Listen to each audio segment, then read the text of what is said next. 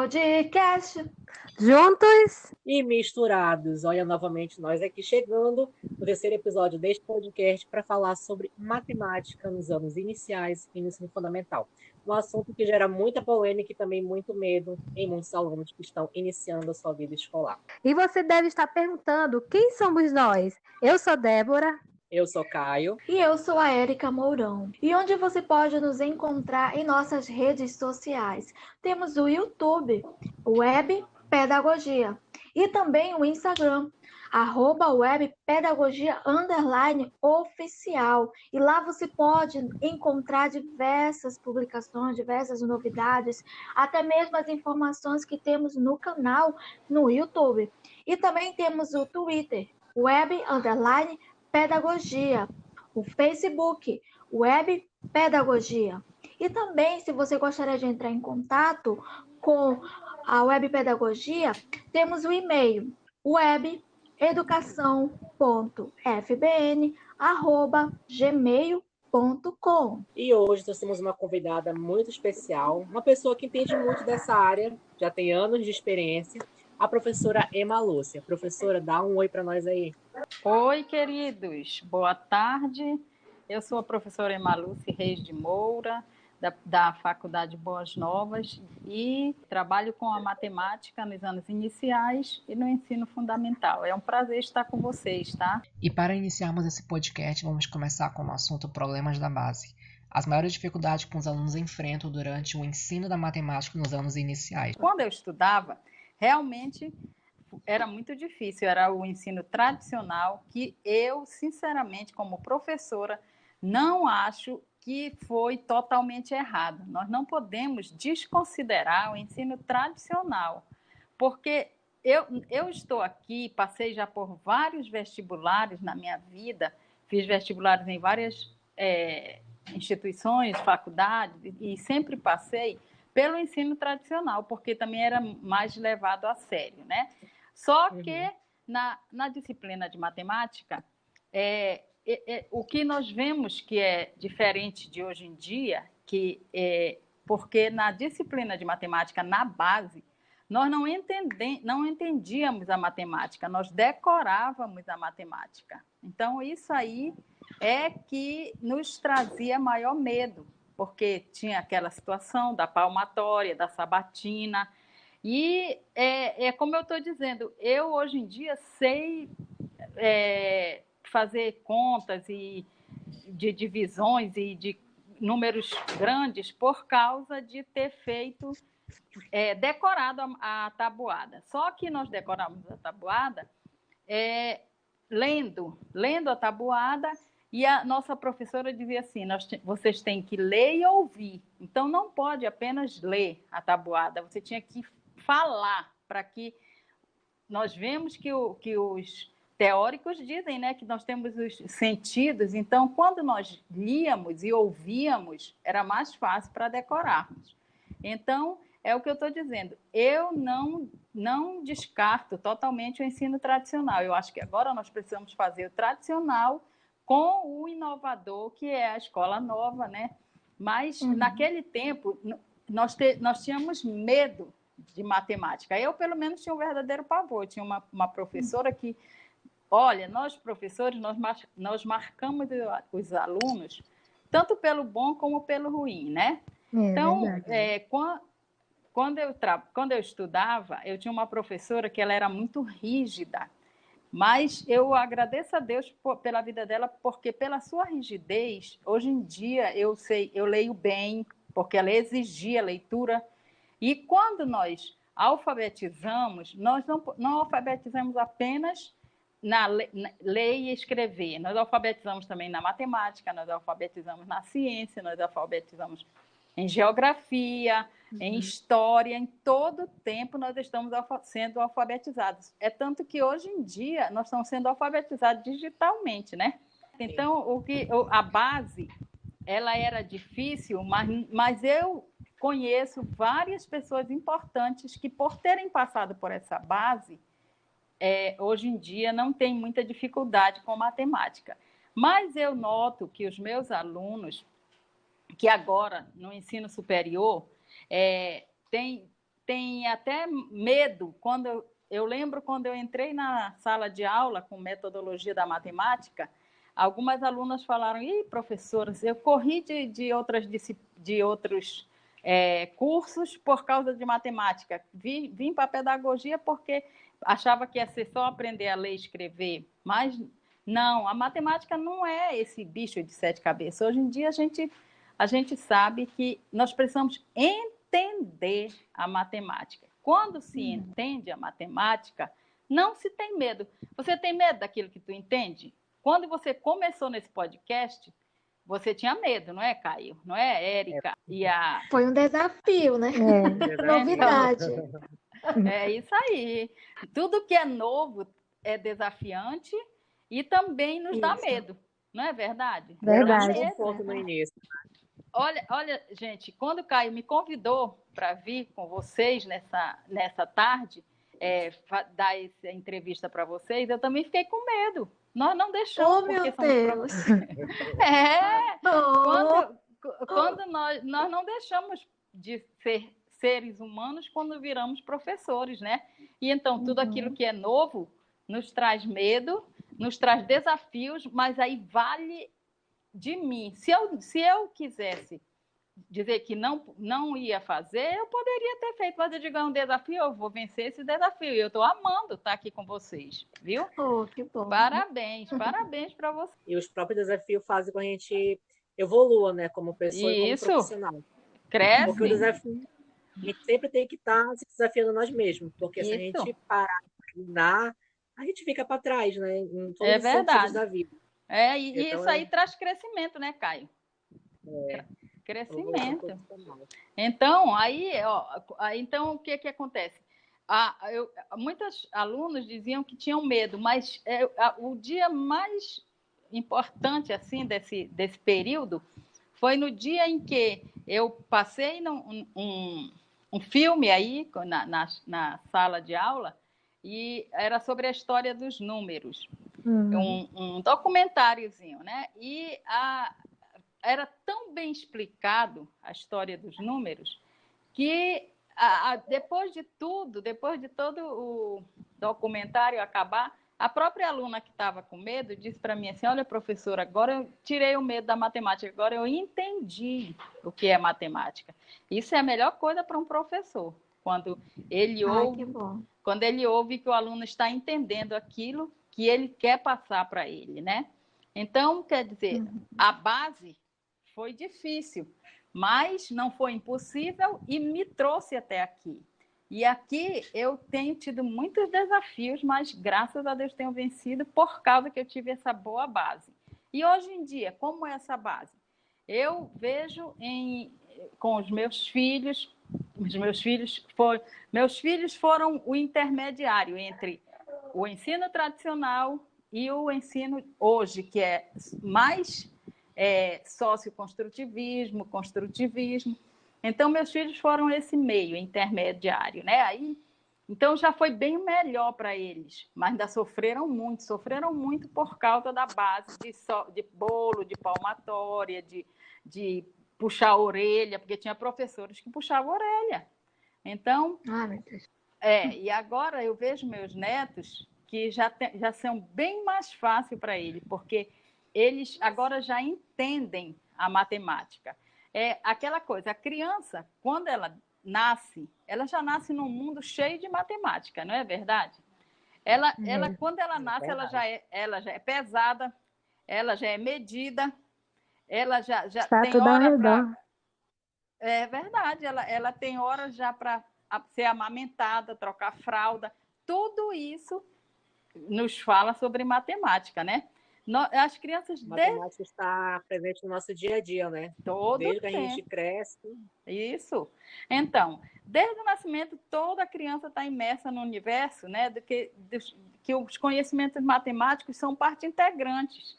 Então, aí, vamos dizer, quando ela tem que ser amamentada de 3 em 3 horas, de 4 em 4, aí vai sendo os pais, a mãe que vai regulando isso aí. E depois, quando ele começa a crescer, quando ele vai crescendo mais, ele vai já começa a dar os primeiros passinhos, olha, tá a matemática aí, né? Os primeiros passinhos, a primeira foto, tudo isso aí é matemática. Então, é necessário que hoje em dia as crianças entendam que a matemática está em todo o lugar. Você vai olhar o calendário. Se a minha neta perguntou, vó, que dia é hoje? É 23, né? Então, 23, já sabe que tem alguma coisa com matemática, né? Então, a matemática ela é uma ciência exata e ela está envolvida em tudo. Na cozinha, imagina. Eu sempre falo, né, nas minhas aulas, que aqui em casa, a minha filha, que gosta de cozinhar, ela pega um pedaço de um quilo de carne, mais ou menos, e transforma em bifes maravilhosos. Ali ela tem que aprender como é que ela vai botar o tanto de sal, vai botar o tanto de pimenta do reino, vai botar o tanto de tempero. Tudo isso é matemática. Então, nós estamos imersos em um mundo cheio de matemática. Então, nós não podemos temer a matemática, nós precisamos entender, certo? Professora, a senhora falou sobre o medo que a matemática dá em alguns alunos, né? Tanto do ensino médio, fundamental, e muito mais, assusta mais no ensino superior. Que a gente vê, a gente encontra, a senhora falou, encontrou muitos alunos, inclusive eu, né? Eu tinha muito medo da matemática, e eu acho assim que os professores, né, depois de entender tudinho, novamente a matemática, eu vim compreender que o professor ele deve ensinar os alunos que os alunos venham a entender a importância da matemática, não o medo, né? Porque o medo não faz o aluno aprender, né? Faz aprender em algumas ocasiões, mas o outro não. Então tem esses dois lados aí. Então, como a senhora falou no finalzinho, a importância, porque a matemática ela está em nossa volta, né? Em tudo que a gente vê, a matemática. Então, eu acho sim, na minha compreensão, que o aluno ele deve conhecer a importância, né? Porque se o aluno conhecer a importância, ele vai dar mais valor, ele vai, onde ele olhar, ele vai dizer, ali é matemática, é importante eu aprender, vai dar vai dar essa importância para ele, sentido para ele. Né? Isso. Quando ele entende que ele está rodeado de matemática, né? Ele vai dar sentido à aprendizagem da matemática, né? Aí ele vai poder situar o conhecimento matemático no contexto onde ele está. É por isso que isso, professor. Então é por isso que um professor ele deve mostrar a importância da matemática para os seus alunos, né, professora? Isso, sim. E principalmente, querida, vocês que estão sendo formados para serem professores de ensino de anos iniciais e ensino fundamental, 1 e 2, né? Então, vocês precisam aprender isso, de que é importante, a importância da matemática, ela é tão importante que nós não podemos nos separar dela. Nós temos primeiro, o que nós fazemos lá na nossa sala de aula, em primeiro lugar, para que nós possamos entender a matemática, nós precisamos aprender. Eu comecei com vocês lá no meu plano de ensino, a história da matemática. Por que ela é tão necessária, né? Que ela foi necessária desde a época das cavernas.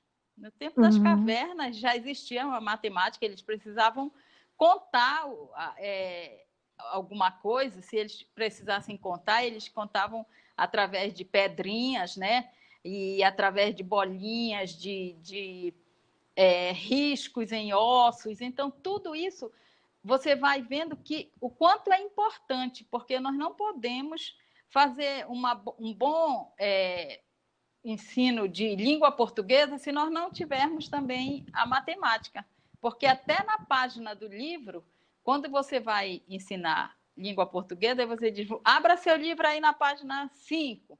É matemática, né? É verdade. Então, ela é importantíssima. Então, aí a gente vê que a matemática ela está em tudo. E a criança, quando ela descobre isso, quando ela descobre que não é para ter medo, ela precisa entender, ela precisa de entender a tabuada, porque ela vai conviver com ela a vida toda.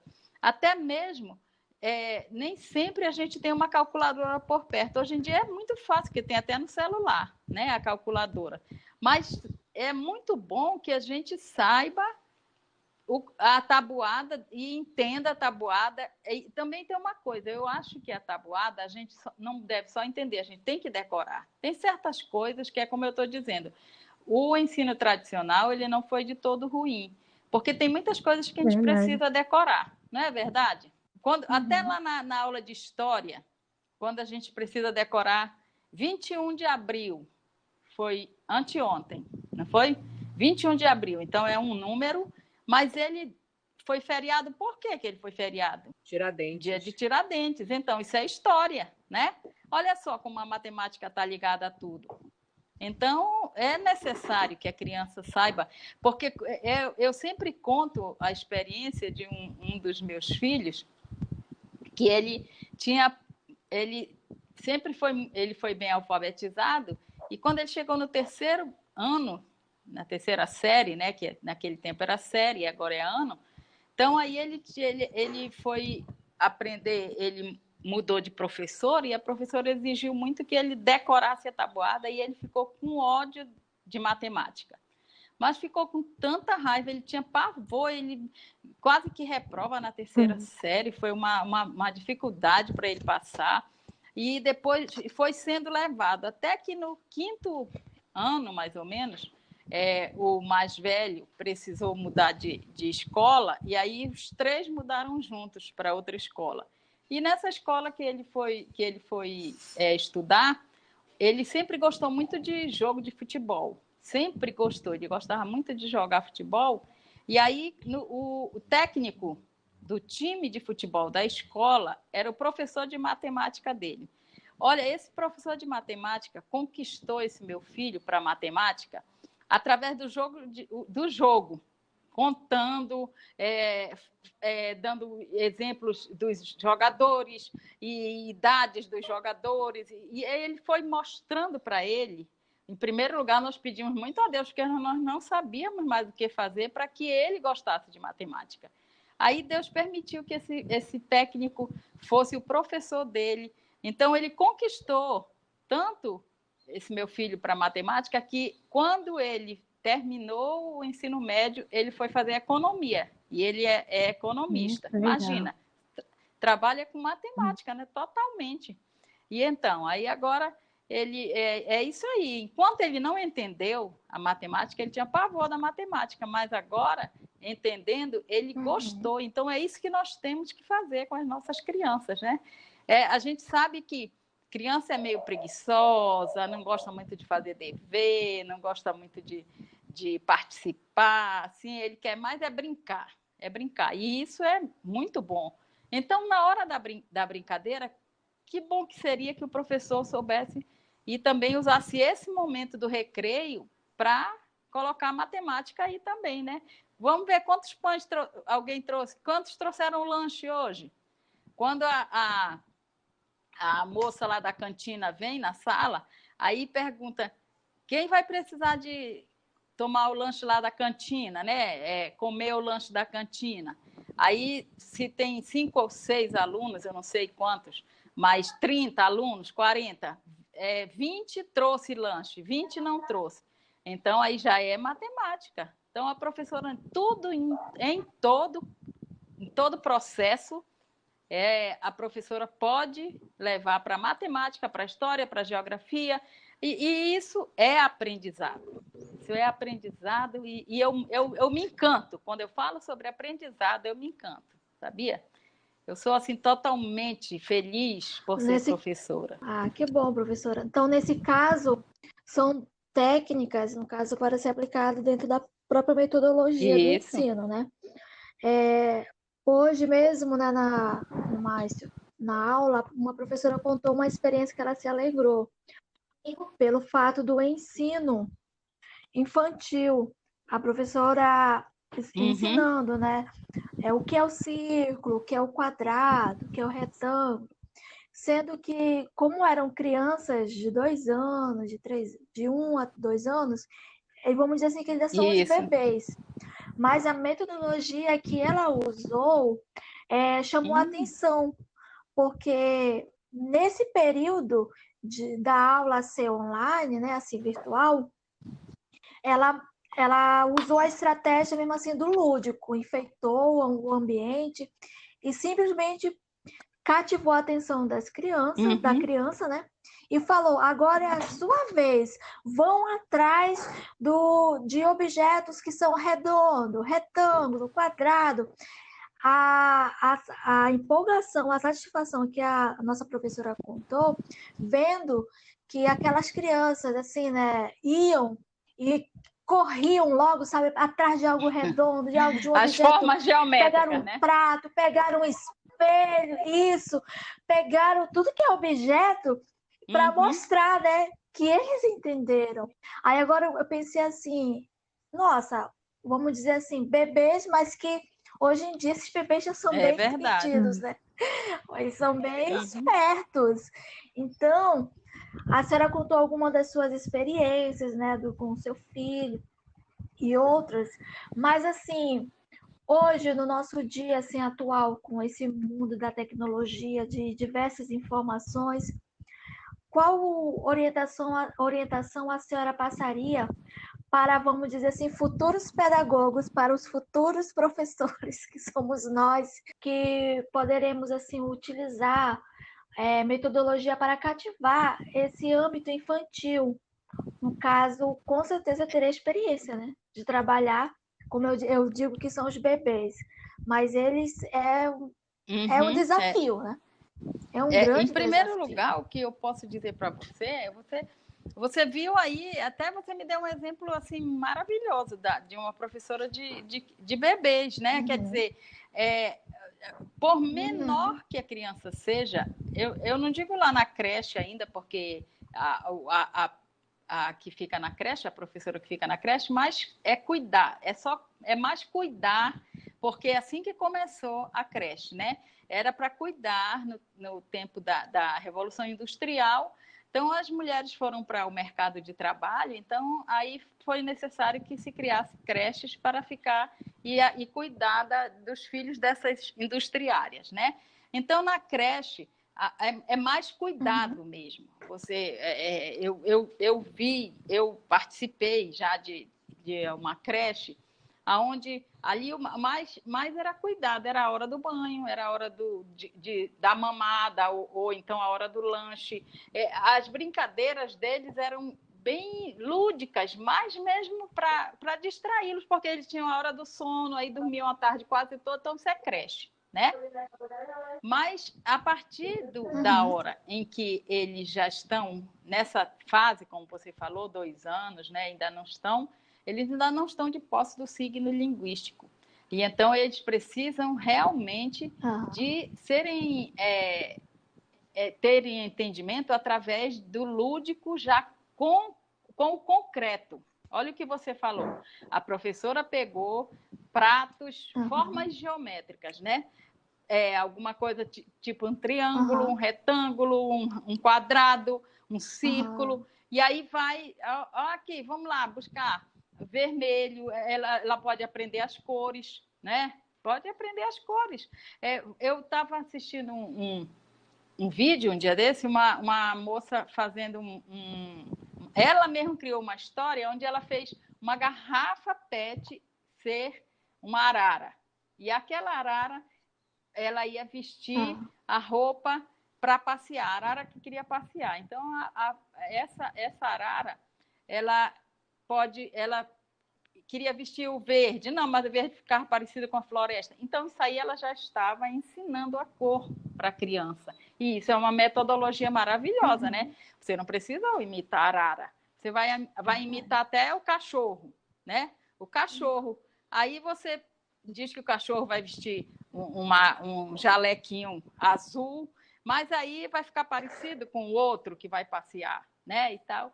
Então, quer dizer, tudo isso você vai ensinar cores, você vai ensinar formas, grande, pequeno, vamos ver quem é maior aqui na sala. Então, aí você já está ensinando proporções, né?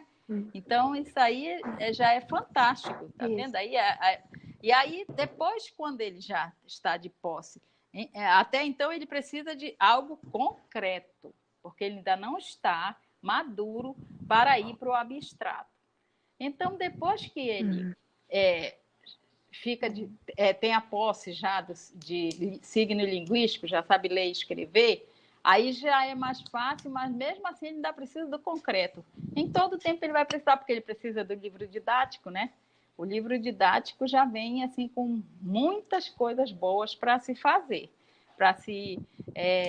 como o professor deve fazer a sua aula, né? Então, agora você não pode ficar só preso ao livro didático. O livro didático ele é como um roteiro e você deve melhorar cada vez mais a sua aula. É assim que nós fazemos. Lá no ensino superior, nós não temos esse livro didático que nós podemos ter um roteiro. A gente é que vai cada vez pesquisando para trazer o que é melhor para vocês. E agora, com a tecnologia, querida, todo professor precisa de se infiltrar na tecnologia, porque a tecnologia ajuda muito numa sala de aula, né? Principalmente para criança. Ajuda mesmo, porque eles podem muito... tem muita brincadeira, muita ideia para se fazer, né, com essas crianças. No mês passado, a professora Emma lecionava a psicomotricidade, né? E como a gente estava neste período de estágio na educação infantil, a gente teve a ideia de usar a psicomotricidade, né, para ensinar as crianças a matemática, a partir dos números. Então, a gente fez um circuito psicomotor na educação infantil, no qual a gente, primeiramente, demonstrava os números e as formas, as cores, e fazia o diagnóstico, né, com eles em sala. Que bom, participado de uma legal. De perceber que é muito bom mesmo, sabe? Né? E até eu fico feliz de saber que, olha só, lá no circuito psicomotor que nós fizemos, serviu já para você usar lá no teu estágio. Que bom, né? É muito satisfatório. Eu sempre digo que os meus alunos, eles sempre me fazem melhorar cada dia mais, né? Então, aí eu sabendo disso, eu vejo que não é à toa a gente ficar pesquisando e trazendo para vocês, porque vocês são super inteligentes e ajudam mesmo com aquilo que vocês aprendem. Vocês põem na prática. É isso aí. Eu acho que agora que nós estamos nessa dificuldade desse coronavírus, que vai passar, vai voltar ao normal, eu digo isso em nome de Jesus, vai voltar ao normal. Amém. Então agora nós estamos nesse período de isolamento social e não podemos estar juntos na sala de aula, né? Mas o Caio sabe, quem é minha aluna e aluno sabe que eu priorizo muito a prática em sala de aula. Isso é prioridade minha, porque é isso que faz você me dar o feedback se você entendeu aquilo que eu estou te dizendo. Eu sempre digo até, né, para vocês que não tenham medo de avaliações, não. A avaliação é para a gente saber, quando eu estou te avaliando, eu estou me avaliando, sabendo se eu estou me fazendo entender por vocês. Tá entendendo? Então, né, Caio, que eu sempre falo isso? É verdade. Então, aí E não só em vídeos também, em vídeos e brincadeiras, e inclusive se você quiser ver uma das aulas da professora Emma, tem um vídeo lá no canal, Foi legal. a Cabra Cega, né, que ela quer a gente participar é verdade. Eu acho que tem quase todos, né? Eu acho que tem quase todos da psicomotricidade, não tem, Caio? Ai, foi maravilhoso. Agora seria maravilhoso também o de matemática aqui, porque nós já estávamos com muitas ideias, não era, Caio? Para nós muitas ideias terminarmos assim, com chave de ouro o nosso período, mas não vai faltar. No próximo período a gente termina. É verdade. Então, olha, gente, Oportunidades. eu É verdade. quero aqui dizer para vocês que, através de uma música mesmo, olha só, eu estou com uma música aqui que eu copiei aqui, e aí eu vou contar para vocês. Ela é aquela música do Toquinho, né? Que diz: numa folha qualquer eu desenho um sol amarelo. Quer dizer, tudo nisso, aquarela. Então, aquarela do Toquinho. Do Brasil. Então, olha só, nessa música você pode trabalhar matemática e cores, porque também faz parte, né, da matemática, as cores, as formas. Numa folha qualquer eu desenho um sol amarelo. O sol, ele já é círculo, né? E com 5 ou 6 retas é fácil fazer um castelo. Olha só, que produção para uma matemática, né? Corro o lápis em torno da mão e me dou uma luva. E se faço chover, com 2 riscos tem um guarda-chuva. Quer dizer, tudo isso aí você trabalha essa música em todos os componentes curriculares, né? Ó, se um pinguinho de tinta cai num pedacinho azul do papel, tudo isso aí é azul, cores. Pinguinho é uma coisa pequena, pedacinho. Aí, quer dizer, não tem nada melhor do que a gente trabalhar matemática através da música também, né? As crianças aprendem e ainda aprendem a música, porque eles gostam demais de chegar em casa ensinando os pais aquilo que eles aprenderam. Não é verdade? Aqui verdade. em casa a gente gosta demais de aprender com eles. E então aí eles, quando aprendem uma música na escola, eles já, quando chegam em casa, já vão ensinando para nós. Então, quer dizer, tudo isso o professor ele tem ele precisa ser um pesquisador, ele não pode. O professor ele não pode parar só na graduação, né? Ele precisa ser um pesquisador, porque a educação a gente nunca para de estudar, né? Nunca. Não para nunca. A educação ela é para a vida toda.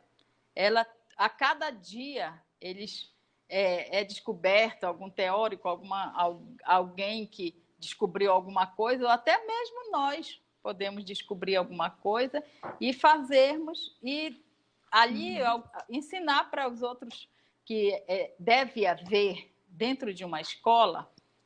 Em primeiro lugar, dentro de uma escola deve haver a união entre os professores, né? Porque, às vezes, o professor que está com uma dificuldade em matemática, e aí o professor de língua portuguesa pode ajudá-lo, o de geografia pode ajudá-lo. Então, em primeiro lugar, dentro de uma escola, o que primeiro tem que haver é a união entre os professores, não pode haver divisão, alguém que não gosta de alguém. Isso aí a gente deixa porque não somos mais crianças, né? Isso deixa para as crianças.